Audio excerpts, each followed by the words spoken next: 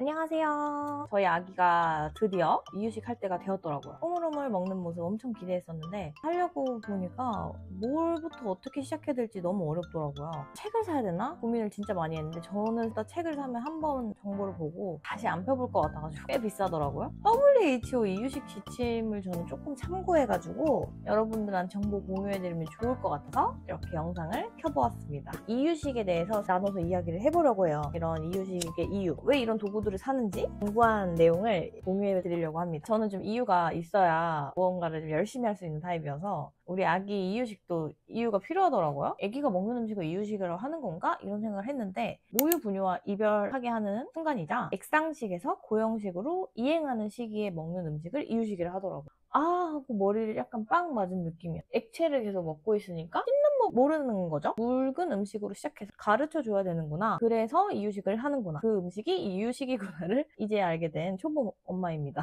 그리고 왜 181, 181 이렇게 얘기를 할까 했는데 너무 이르게 시작하면 면역력이 좀 떨어질 수 있다고 하고요. 6개월이 넘어가면 영양소나 열량 부족으로 성장 부진, 영양 결핍, 빈혈 이런 게 올 수 있다고 합니다. 특히 이제 180일 넘어가면 엄마 뱃속에서 받아온 철분이 소진되기 때문에 소고기를 먹어줘야 된다, 이런 얘기가 나오는 거더라고요. 그리고 두 번째, 먹어서 먹는 연습으로 두뇌 활동을 활성화를 시키고 발달에도 되게 도움을 주는 연습이더라고요. 세 번째는 식습관 만들기라고 하더라고요. 식문화를 함께하고 있잖아요. 아기랑 엄마 아빠랑도 그렇고 어떻게 먹는지 혼자만 손으로 먹을 수는 없으니까요. 그런 방법을 알려주는 시기라고도 해요. 그래서 언제 어디서 어떻게 일관성 있게 가르쳐줄 필요가 있다고 해요. 강요하거나 너무 빠르게 재촉하지 않고 인내심을 가지고 먹여줄 필요가 있다고 하고요. 아기들이 서툴러서 늦는데 그거를 엄마 아빠가 못 참고 계속 먹여주고 빨리 이렇게 하면 아기가 되게 먹는 거에 흥미도 잃을 수 있고 자립심이 떨어질 수 있다고 해요. 모든 게 처음이기 때문에 새 음식을 거부하는 건 되게 당연한 현상이래요. 그래서 8번에서 10번 정도는 꼭 시도를 해주시는 게 좋고요. 많은 음식을 되게 거부한다, 한두 가지가 아니라 너무 많이 거부를 하면 여러 가지 조합을 해봐 주시거나 질감을 바꿔주시는 것도 추천한대요. 자기가 원하는 질감이 아니어서 그럴 수 있다고도 하더라고요. 그리고 집중 시간은 20분 내외로 굉장히 짧대요. 그러다 보니까 2, 30분이 지나면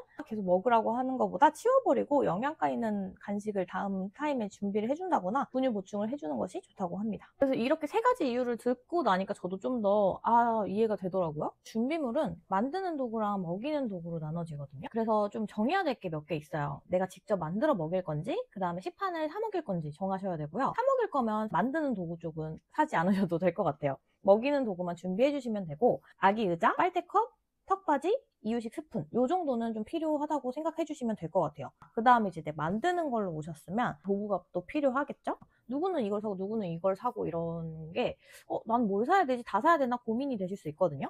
이유식의 원리를 아시면 좀 더 사는 거에 수월하실 것 같아요. 그래서 여기서도 선택이 필요합니다. 이유식은 좋은 재료를 깨끗하게 손질하고 찌거나 삶고 갈고 냉동을 하고 다시 해동을 하고 먹이고 이런 과정을 거치는 게 이유식이라 생각해 주시면 되거든요. 손질할 때 쓰는 도구, 찌거나 삶을 때 쓰는 도구, 갈 때 쓰는 도구, 냉동할 때 쓰이는 도구, 해동할 때 쓰이는 도구, 이렇게 생각해 주시면 돼요. 그 중에서 먼저 이 손질 부분인데 도마, 칼 이런 거 다 있잖아요. 성인들이 사용하는 거다 보니까 매운맛이 들 수도 있고 짠맛이 들 수도 있고 위생상 좀 좋지 않을 수 있다라는 얘기 때문에 아이용을 새로 사시더라고요. 근데 저는 그 아이용 거를 제가 관리할 자신이 좀 없어서 일회용으로 잘라서 쓰는 위생 도마를 사용을 하기로 결심을 했습니다. 칼 같은 경우도 세라믹 소재 이런 걸로 샀고, 아이 음식은 대부분 껍질을 많이 제거를 하더라고요. 껍질 제거하는 이것도 같이 세트로 들어있는 거 구매를 했습니다. 그리고 기본적으로 또 필요한 게 정확한 정량을 계량을 해서 먹이고 있기 때문에 저울이 필요해요. 드레텍 저울 이거 많이 쓰는데 저는 그냥 쿠팡에서 제일 싼 거 샀고요. 계량컵, 파이렉스 거 많이 쓰더라고요. 저도 이런 내열 유리 두툼한 걸로 나중에 요리할 때 쓰기도 좋을 것 같아서 이걸로 구매를 했고요.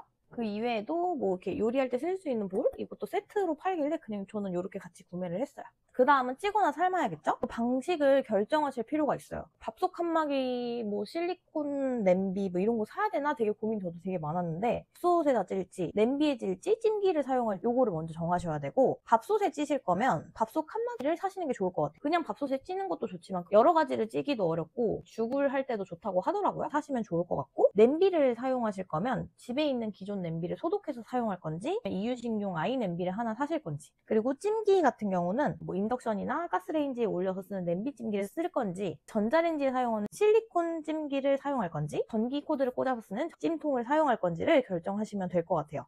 그 다음은 가는 겁니다. 갈 때도 선택이 필요해. 이렇게 콩콩이 당겨서 쓰는 수동 초퍼 많이 쓰시기도 하고, 이렇게 절구질을 하셔서 쓰시는 분도 계세요.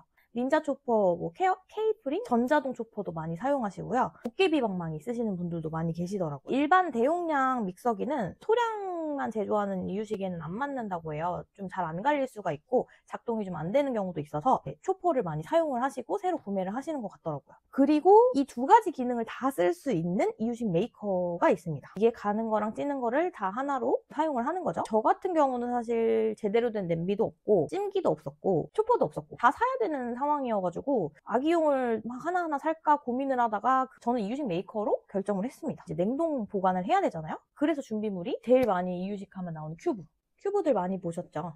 이렇게 뒤쪽으로 보여드릴게요. 50ml짜리 큐브, 30ml짜리 큐브, 요거는 20ml짜리 큐브 이렇게 보시면 되고, 이 큐브를 무한정으로 사실 필요는 없어요. 30ml짜리는 4개, 그 다음에 20ml랑 50ml는 2개씩 많이 사는데, 요 30ml짜리 프로미스 큐브가 하나 있어가지고 20ml랑 50ml는 하나씩 샀습니다. 대부분 요 30ml짜리에 많이 사용할 수 있다고 하더라고요. 안에 이렇게 미리수가 다 되어 있어가지고 20ml도 만들고 10ml도 만들 수 있어서 이걸로 많이 활용을 해보려고 해요. 30ml나 50ml는 베이스 큐브로 많이 활용을 하고, 이거는 이제 반찬하기 좋다고 하고요. 국민템이라서 저도 굉장히 기대 중입니다.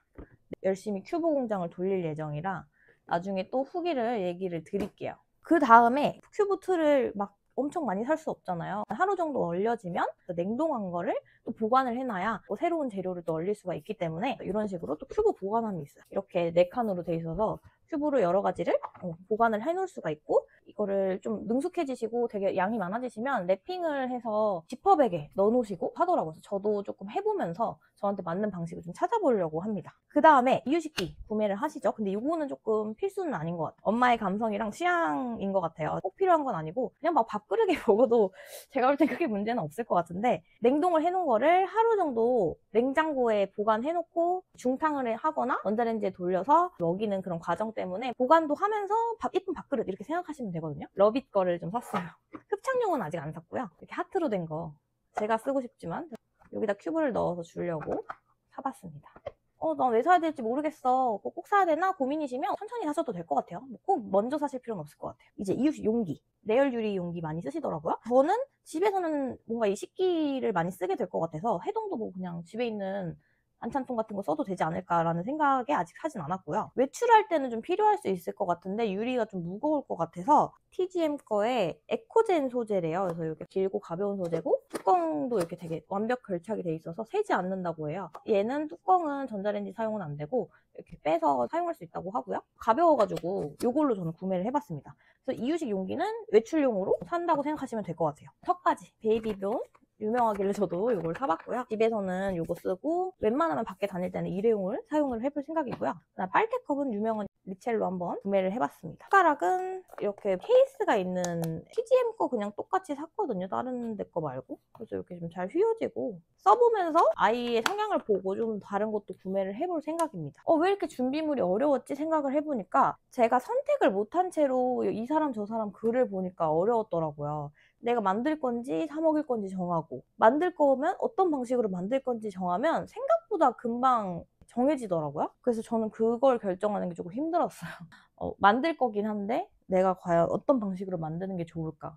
결국 뭐가 맞는지는 모르겠어요. 다음번에는 큐브 만드는 방법이나 아기 식단 짠 거 직접 사용 후기, 정말 이렇게 최소한으로 준비했을 때 괜찮았는지도 2탄으로 가져와 보도록 하겠습니다. 드디어 끝났습니다. 와, 좀 긴 얘기 같았는데 들어주셔서 너무 감사드리고요. 퍼기에서 저처럼 이렇게 작은 유튜버에게 구독자분들을 위해서 15% 할인 쿠폰을 주셨어요. 더보기에 제가 링크 걸어드렸으니까 꼭 사용하셔가지고 조금이나마 도움이 되셨으면 좋겠습니다. 오늘도 시청해주셔서 감사합니다. 안녕.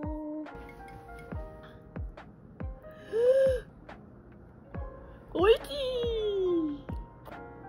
우와, 잘 먹어.